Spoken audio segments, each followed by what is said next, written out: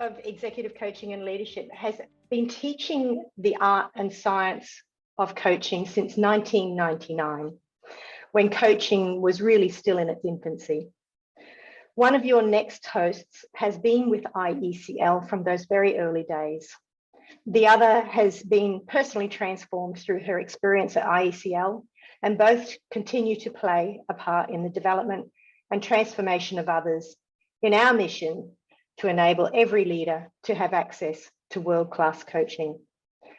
Please welcome me in introducing you to Mandy Geddes, our Director of Accreditation, and Renee Holder, the Director of Coaching, to share with you a little bit more about IECL's coach development offerings. Thank you, Mandy and Renee. Thanks, Tony. Thanks, Tony, and hello to everybody. Great to see so many of you online today.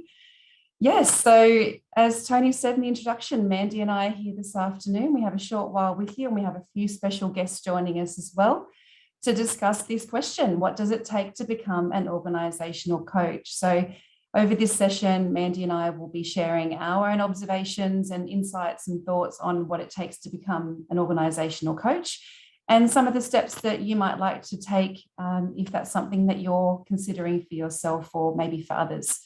And as I said, we'll also hear from a few of our special guests along the way.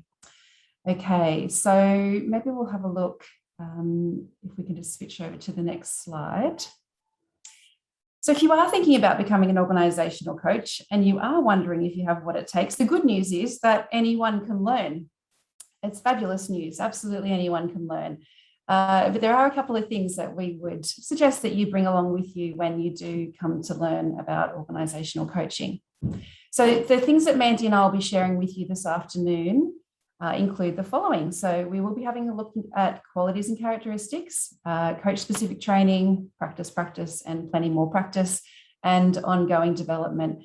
And where we'll be sort of coming at this from is, and what's informing our perspectives on this, is the work that we've done and the conversations that we have and that many of our wonderful IECL team have every day, which is conversations with people who are, contemplating becoming a coach or are partway through their journey to becoming a coach. And we're, it's informed by those conversations that we've had. So we've especially thought about those who we've seen go on to build thriving coaching practices, be they internal coaches or external coaches.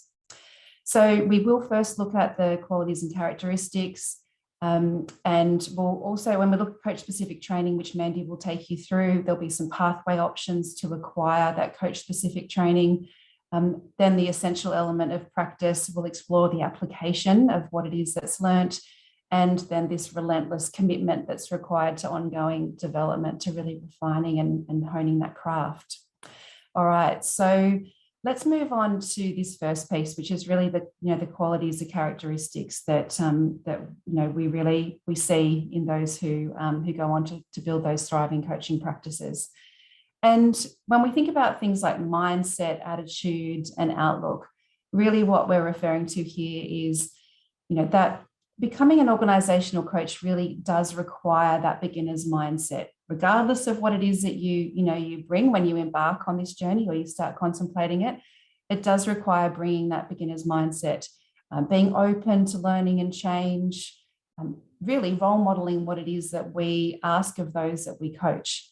It's that growth mindset where it's absolutely okay to make some mistakes, where there's opportunity to grow, where we receive feedback openly and constructively, and that we gain some enjoyment. We seek that enjoyment from trying new things and being ready to be challenged and stretched. It's also about an outlook and attitude that enables you to do a little bit of unlearning from time to time as well, and to step into the discomfort that can be asked of you along the way. It never ends. And that really, the more you learn, the more you realise that you need to continue to learn.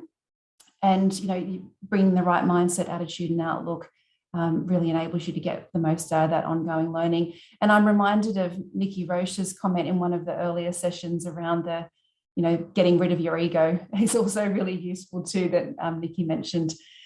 So then we move on to experience. So bringing experience in life, experience in organisations, and that can be broad and it comes in all different forms. But it is key to becoming an organisational coach because it's about having a depth of understanding of the context in which we do our work and a passion for that, a curiosity for that. It's an understanding around organisational systems, around teams and politics and the way things work in organisations, and really about that constant kind of curiosity and fascination with all the things that were explored in the previous session around the way that organisations are evolving and changing and what they might look like in the future. If that's the context of the work for organisational coaches, then we need to bring our own life experiences and work experiences, but be passionate and interested about operating in that space. And then finally, see here on the slide, commitment. So because coaching is not the sort of thing that you can master quickly, it's often described as something that is simple but not easy. It does take time. And so, often it takes years to become masterful and to become a highly impactful coach. So because the learning never stops, that needs to be something that excites you. Having the tenacity, the patience to practice, to reflect, to learn, to sometimes, fall off the horse and get back on.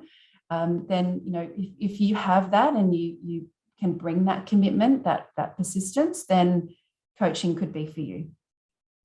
So I'm going to be quiet now and just pass the baton to a friend of ours. So I'm just going to introduce Georgia Siavanis. Georgia's on the call this afternoon, and Georgia is a recent participant in a level 1 coach training program that I was lucky to facilitate. So Georgia was one of my learners and was part of a fabulous learning group over 3 days, and of course the pre and post work that sat around that. So I'll invite Georgia just to take yourself off mute. We'd love to hear from you, Georgia, just about your experience and what you have to share with everyone this afternoon. Sure. First, I'll test my microphone. Is it working all right? Yes, we've got you loud and clear. Hello, everyone. I had a wonderful experience. It was something I walked into not knowing what I would expect. I've done HR for a very long time, but in the pre-reading, they talked a lot about having this beginner brain and coming in with curiosity. So I thought, okay, I'm going to take this advice and do it. I had such a wonderful experience. I learned a lot. I met some incredible people, and I realized that what I was doing and calling coaching was probably a mixture of a lot of different things.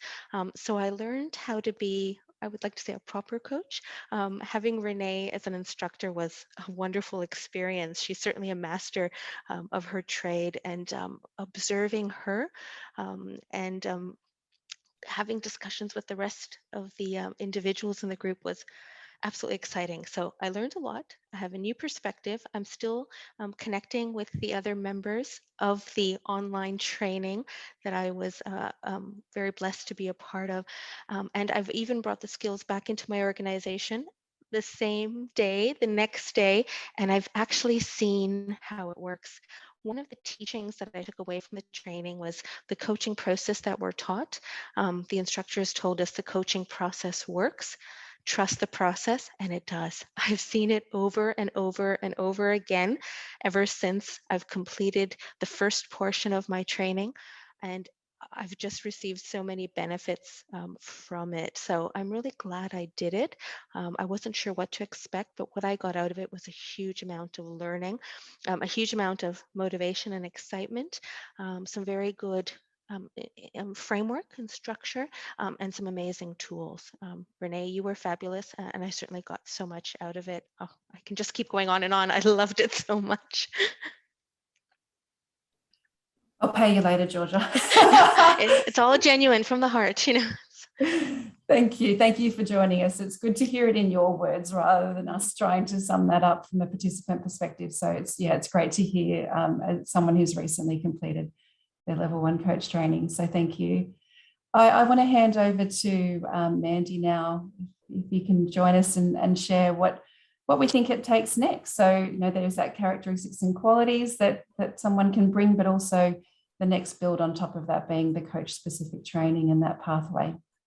Yeah, thanks so much, Renee. And thank you, Georgia. Nice to meet you after talking to you on LinkedIn.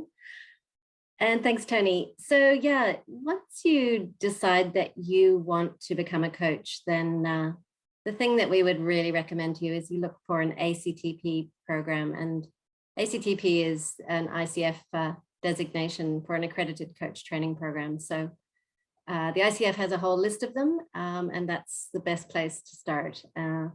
Of course, we'd love you to come and join us, but there are other ACTPs, so you can look at others. Jane shared this series of 3 circles earlier, if you were in our first session of this day. And as she said, the IECL coach training is really on 3 levels. So level 1 is very much about that functional capability. So as Georgia was just saying, you know, it's all about the process, follow the process and the process works. And that's what level 1 is all about. We teach you that process. And for some people that's brand new, and for other people there's some unlearning to be done when they get into level 1 coach training, because perhaps they've been coaching in some form that may or may not be what we would call coaching. So for those people, it can be actually more difficult. People who are inexperienced sometimes have an easier time. But level 1 really, at the end of level 1, you have that functional capability. You can go out and start coaching. And that's what we recommend you do. Go away and do some of that practice that Renee was talking about. Level 2, when you're ready for it, is really about taking your coaching to a different level. And it's the relational intelligence that you really start to bring to the fore at level 2, because you've got that framework inbuilt from level 1, and you don't let that go. Of course, you keep that. But level 2 is very much about starting to really develop the relationship between the coach and their counterpart, getting into some very deep listening for what is not said as well as what is said. So level 2 is very much about the relationship between the coach and their counterpart, and it's a whole new level of coaching, but very much the other side of the coin, if you like, from level 1. After your level 2, more practice, that never ends. And when you're ready, level 3 is where we really start to look at the whole system, the coach's whole system, their counterpart's whole system, which includes them, their family, their organization, and everything that goes on around that. So it's in level 3 that we teach narrative coaching. Jane touched on that principle of IECLs around we construct our world. And through narrative coaching, we can reconstruct our world. So quite powerful coaching is available to you at level 3.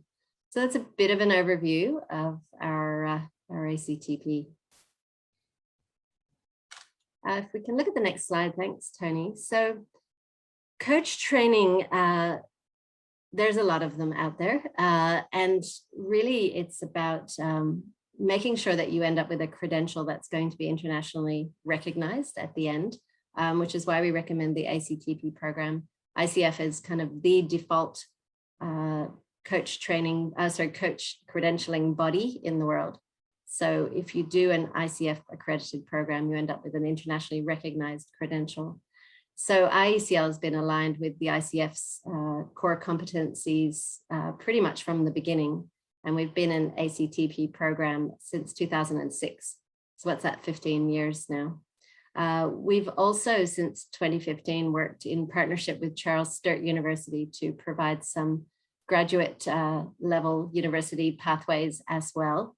So if that's something that is of interest to you, that's an option. And we teach organizational coaching, so always in the context of the organization. The methodology that you learn with us, you could, of course, use for any kind of coaching, but all of our examples and case studies and everything that we talk about in our coach training is around organizations, and you learn what it takes to coach in organizations with us.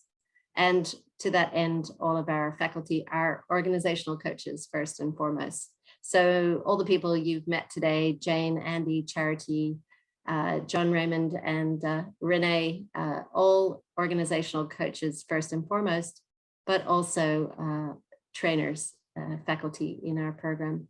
So they teach you from their experience rather than from a textbook. We tend to train the industry and train our competitors, which is something we've always done, and I'm sure always will do. Some of you might be on the line and very welcome. We always have one or two of our competitors in many of the trainings. And we do measure the response, if you like, to our coach trainings and just make sure that it is always kept at what is recognized as world class. So that's a Net Promoter Score of 70 or above. So we always ask how likely you would be to recommend the program, and we're very proud of our Net Promoter Score. And we're also world class in the sense that we are now offering the training, thank you to the COVID silver lining around the world. We're just starting at the end of this year to offer trainings that are in a dedicated USA time zone. So if you've got friends, colleagues, family in the US who want to become coaches, we've got USA time zone courses, one in the next few weeks and one in December, and then more next year. So as you've heard throughout from our clients, we do partner with organizations to accredit their coaches, as we've done at TAFE and at many of those other clients that were with us today. And the curriculum is what we like to think of as really cutting edge, because we really rigorously review it each year. The faculty actually sits down and goes through the entire level 1, level 2, level 3, and team coaching at the end of each year, just to make sure that it is the most up-to-date it can be, that we are incorporating the latest thinking, the latest research, the latest readings. It's quite a lengthy process, and we reprint all of our manuals and all of our handouts and everything each year. So program is really rigorously updated, and we've been doing that since 1999. So the program's evolved. So if you're someone who's on the line and you did the course 10 years ago or more, you might want to come back and review, because it's probably quite different. Thanks, Tony. What we are going to do now is hear from Amy Lau. Amy is a level 2 graduate, and she's also someone who's been through team coaching. And we also see Amy a lot at our membership events. And that's one of the reasons why we invited Amy to join us today, because membership is really just over a year old. And Amy is one of our most enthusiastic membership customers. So over to you, Amy. Welcome. Thank you, Mandy and Renee. Thanks for the opportunity of sharing my journey to pursue coaching. And yes, I completed level 2 in April last year. Now, come to think of it, it's already over a year. What I signed up was a face-to-face session, but it turned out to be online because when I did my level 1 in October 2019, it's face-to-face in a hotel in Singapore. So at hindsight, I had the opportunity of having both face-to-face and online training. And I remember I came away from level 1, still trying to unlearn some of the things, some of the baggages I had before I came on to level 1, because I've been doing internal coach for over 10 years. And when I felt I was ready for level 2, I was looking for more help to get me ready for a higher organization of the structure. And definitely the level 2 met my expectation. There's a lot of different techniques, things that I could use and bring my coaching to a higher level, really, really helping my coaching counterpart, not just to sort out a particular issue, but have a chance to help him to or her to be more reflective, be truly more efficient to contribute to the organization. Definitely, I've also been helped along the way with all the activities that the membership arrange. And that's why I've been trying to go to as much as I could, because it's a very important step for external coach that tend to operate very much on our own. the network helped a lot to sustain that learning because it's a lifelong journey. Thanks so much, Amy. Do you mind if I ask you also about your team coaching experience? Yes. In fact, when I started the level 1, I didn't have a plan. When would I do level 2? When would I do level 3? I just decide to, well, I just go along. When I think I'm ready, I will pursue the next level. Then the team coaching popped up, and it answered a lot of my questions, because in my real life coaching, I have a lot of my counterparts really ask me, oh, can I take you to do it as a team for my team? I actually didn't know whether that's the right thing to do. I was looking for answers. And so team coaching came along.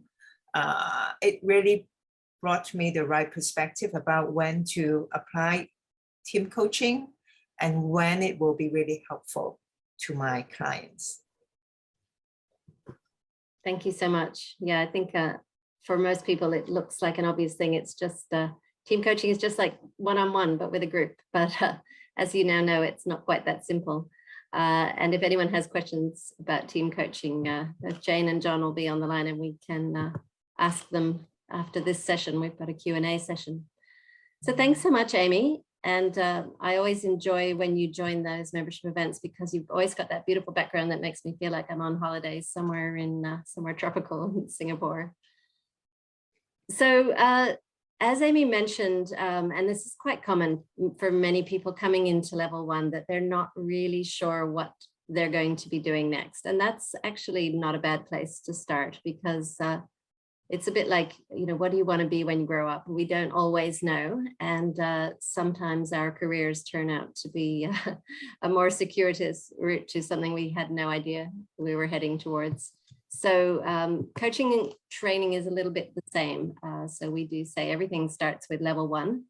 And after level 1, most people are quite clear about whether they really have taken to being a coach and they want to pursue it. For some people, level 1 might be enough, especially if you are wanting just to understand more what coaching is, or if you want to take more of a coaching approach in a leadership style, for example. But many people after level 1 feel very passionately about coaching and want to pursue.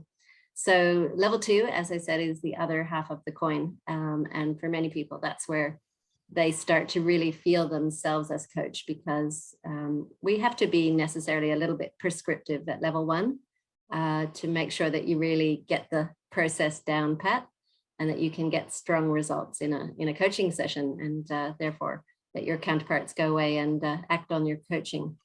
But at level 2, you can really start to be more, I guess, yourself, and be perhaps more intuitive as well as a coach. So level 2 is often a burst of freedom for people.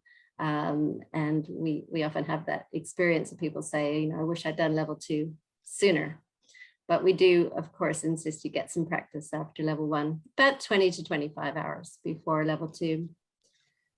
After level 2 and some more practice, you've got lots of different options. And I'm just going to talk you through a few of them here, because some of you, even who have done level 1 or 2 with us, may not know about some of these options. We developed the ACC Fast Track a couple of years ago for those people who wanted to apply for ICF's ACC or Associate Coach credential, but didn't have the time or perhaps the money, or for whatever reason weren't able to or ready to go through level 3, which gives you all the mentor coaching that you need for ICF. So we set up ACC Fast Track, which is a package of mentor coaching sessions, some individual and some in a group. And that gives you all those things you need to apply for ICF's ACC. So Fast Track, we run it about twice a year in groups of 5 or 6 people. And I've been through it myself last summer with Andy. It's a great program. So that's something you can talk to us about if you want to know more. And or level 3. So sometimes people do ACC Fast Track when they're in a rush, and then level 3 years later. Other people want to continue the coach training journey as it's designed, and level 3 is really the next step. Once you've got level 2 under your belt, we recommend 50 hours of practice with your level 2 skills before level 3. So it's usually a gap of 3 to 6 months, maybe even a little longer for some people before you come back for level 3. And after level 3, you are accredited, and you're accredited by IECL, and you can also apply quite easily to ICF with that accreditation certificate and apply for your ACC or PCC, just depending on how many hours of coaching you have. And as I mentioned earlier, we've developed these pathways with Charles Sturt University, particularly for people who want to get a graduate level qualification in coaching. So there's a grad cert and a grad dip in organizational coaching and leadership. You essentially take half your subjects with us and half with Charles Sturt, and you can do them in any order you like, but we've got probably some students here on the call today and lots of people coming through all the time from Charles Sturt, and also a master's program that you can progress through to with Charles Sturt, and different electives and options all along the way. If you're doing the Charles Sturt pathway, you will encounter IECL subject number 4, which comes after level 2 or 3. You can take part in Principles of Organizational Coaching. And this is a pure online course, and it's pure theory. It's all the theory behind IECL's levels 1, 2, and 3. And I'm really interested to be actually going through this course at the moment as a student, which is really interesting for me because I helped to design it about 5 years ago. And now I am at the other end as a student, and really enjoying the process. It is quite an intense course, but it really helps people to, the students in the program, we're all starting to learn how to really articulate how we coach, why we coach the way we coach, whose shoulders we stand on a theoretical basis, and where our coaching sits in the industry and in theory. So it's a powerful course, and I recommend it. I am only halfway through, so ask me again in about 6 weeks how I've been going. Everything is flexible at the moment, of course, due to COVID. Everything is online at the moment. I think we do have a couple of courses coming up in Singapore and Hong Kong that will be the first face-to-face that we are offering since February of this year. And we do have some face-to-face courses scheduled for next year, but of course we all need to wait and see what happens next. So yeah, that's where we are at. Tony, can I? Yes. Okay, next slide is Renee. So I'm going to hand back to you now, Renee. To talk about. Thanks, Mandy. Thank you. So you bring those characteristics and qualities that we spoke about earlier, that mindset, the outlook and attitude. You then start to embark on your coach-specific training. And as Mandy mentioned, along the way, you are developing your coaching practice. It's a craft. But here we draw out those elements around practice and the commitment to practice and the ongoing development, which you remember from the beginning with the final 2 pieces that we were suggesting you consider if you know whether coaching's right for you or not. So yes, you can bring the right attitude, you can bring all that organizational and life experience and that commitment. You can then go on and undertake your coach specific training.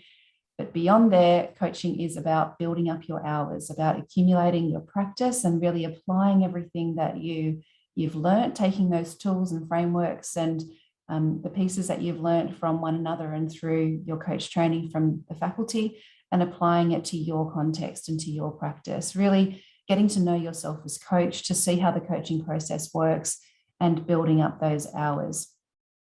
And it does require an ongoing commitment, not just as you commence being a coach or working towards being a coach, but a lifetime commitment, a career-long commitment to ongoing learning and development as a coach. And a key part of that really is about an ongoing reflective practice. So that would be reflective practice that you undertake on your own and with others. And one of the common places that you reflect on your practice and who you are as a coach, how you're working as a coach, and maybe what might be getting in the way is in supervision, which we've heard mentioned in a few of the sessions today.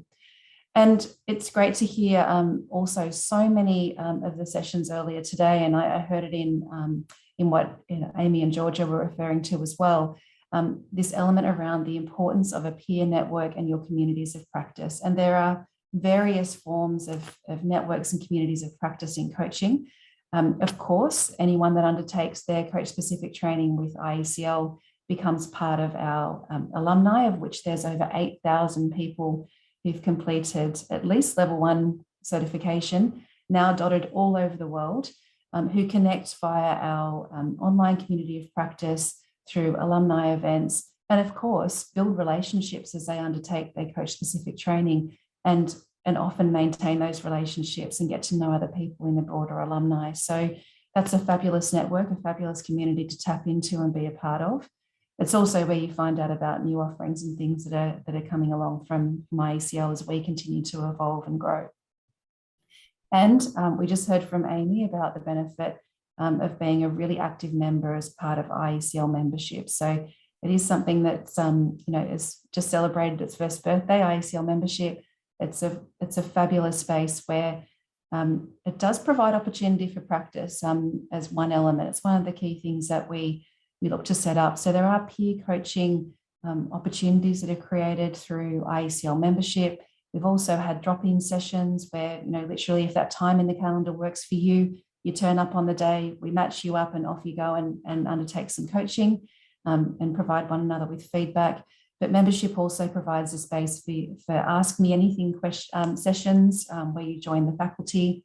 Also place for you to see coaching demos. It can be quite hard to see to be a fly on the wall for a coaching session with an experienced coach. So that's the space that we create in IECL membership. And we also have lots of topics for discussion and ongoing learning and development there too. So there's IECL alumni, IECL membership, and of course, I think it was Joanne or Nikki that mentioned in one of the earlier sessions, keeping your networks and communities as broad as possible to keep informing your coaching and staying connected is great. And I'll always encourage you to extend that well beyond IECL. And that might include the International Coaching Federation, it might include Association for Coaching, could be the European Mentoring and Coaching Council, or for those of you in Asia, it could be the Asia Pacific Alliance of Coaches, or many, many other networks and communities of practice that exist in the service of coaching.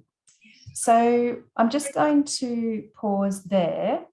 And what I'd love to do is now hear from another person. Francesco Caputo has joined us. Hi, hello, how are you? Yeah, good, thanks.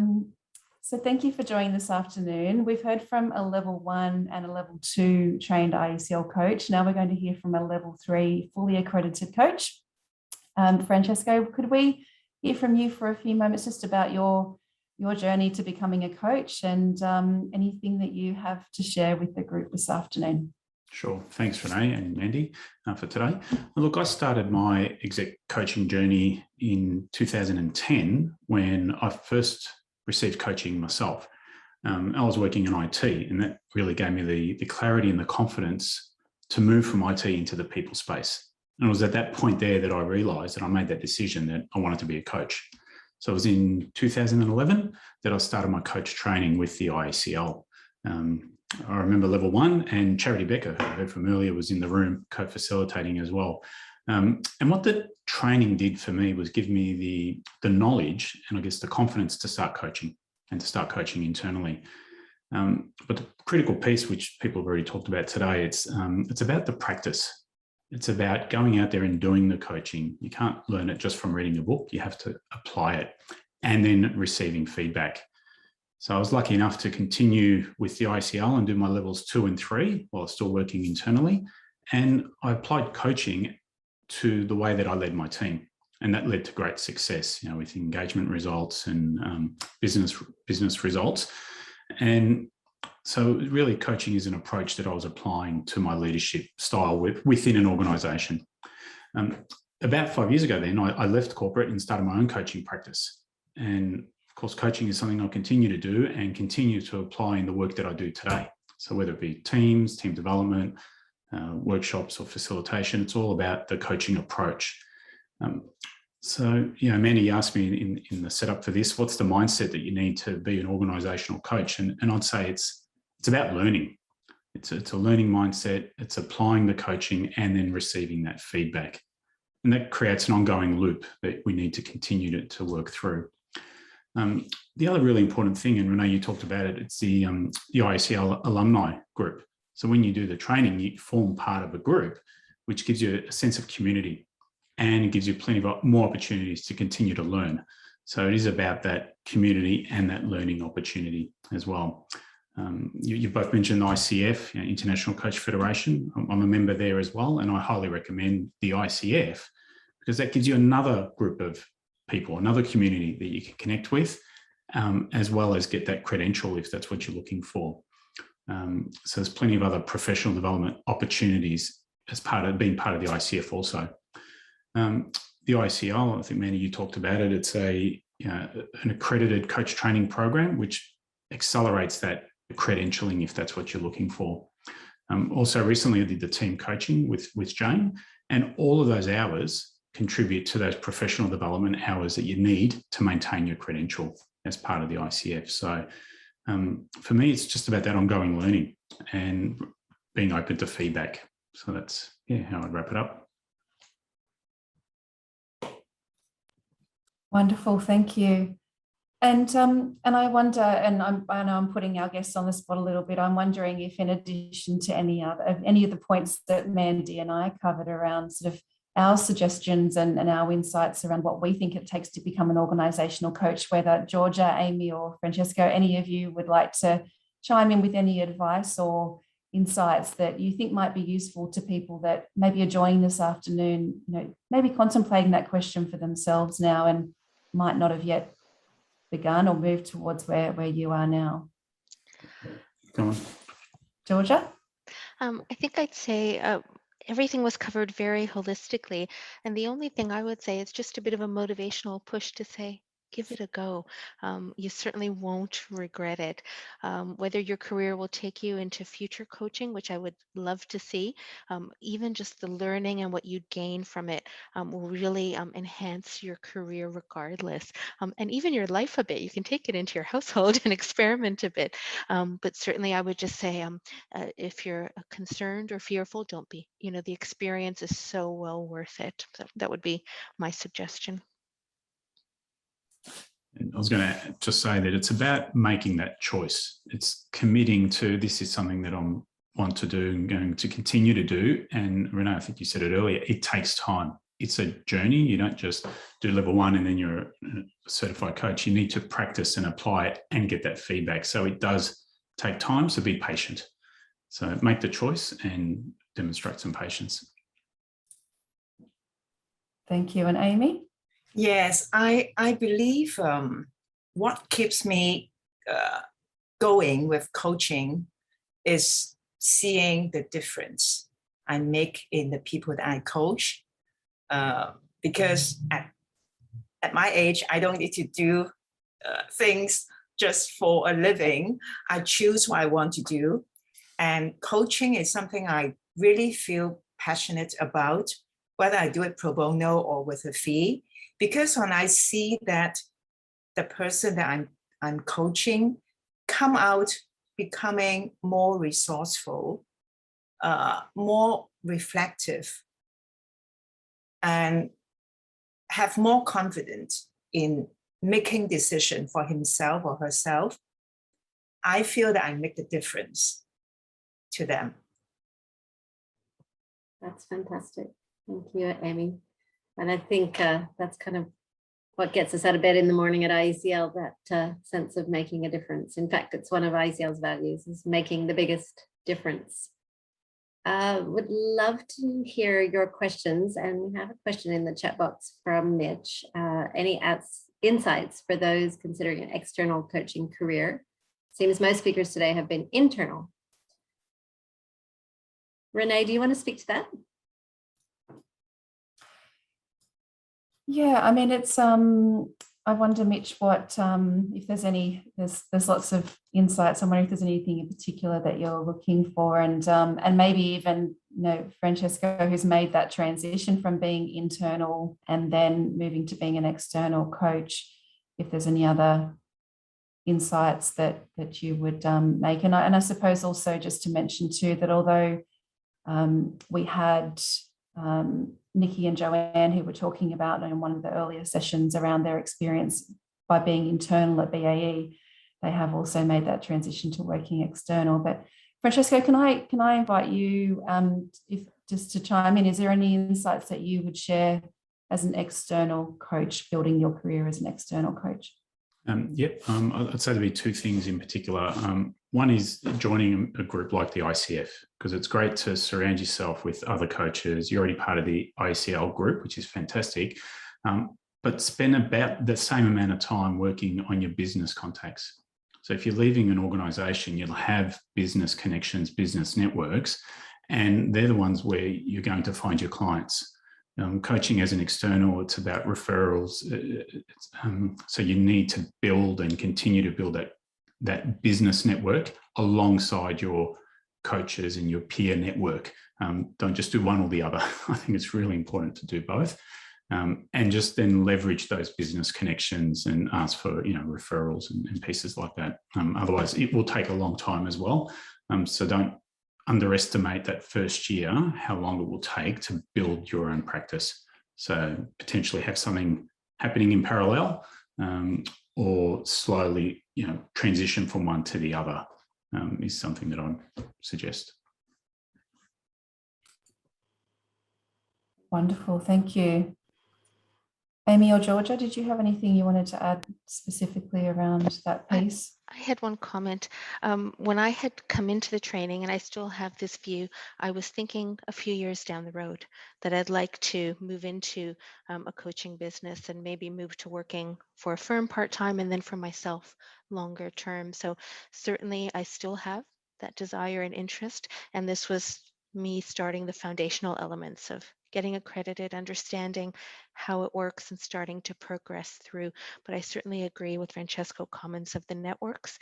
And I've already started to share a bit with my network that I'm on this journey and trying to build this because I'm sure it will take some time. But I did it within the safety of working for an organization. But my intent longer term is to work on it separately.